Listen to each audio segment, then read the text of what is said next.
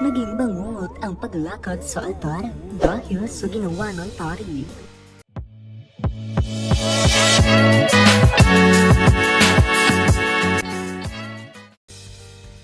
Kasal ang isa sa pinakamagandang bagay na nangyayari sa pagitan ng dalawang pusong nagmamahalan. Pinaghahandaan sa lahat ng aspeto: mental, emosyonal, pinansyal, pisikal at espiritual.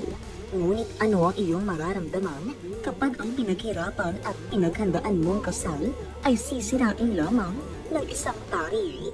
Sa isang di inaasahang pangyayari, nabigo ang isang bride sa Amlan, Negros Oriental na maglakad papunta sa altar sa araw ng kanyang kasal noong weekend.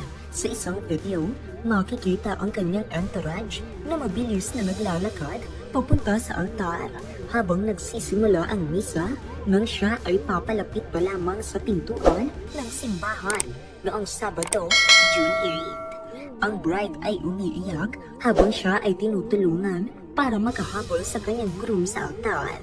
Sa isa pang video, makikita na pagkatapos ng seremonya ng kasal, tinawag ng pari na ipasok na ang kabao dahil ito na ang susunod sa schedule. Parehong umiiyak ang bride at groom habang kinukunan sila ng mga litrato. Ang kanyang post ay umabot na sa higit 90,000 shares. Kwento ni Sagario, eksaktong alas 8 ng June 8 ang kasal nila ng kanyang partner na si Joe Teo.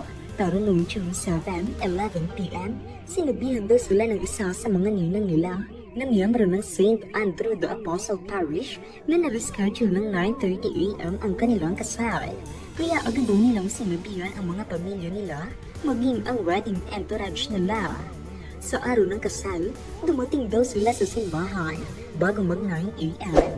para meron pero silang sapat na oras para makapag-ayos at makapaghanda. Gayunpaman, pinagalitan umano sila ng staff ng simbahan dahil isang oras na silang late. Hindi rin daw sila binigyan ng pagkakataon para makapagpaliwanag pa.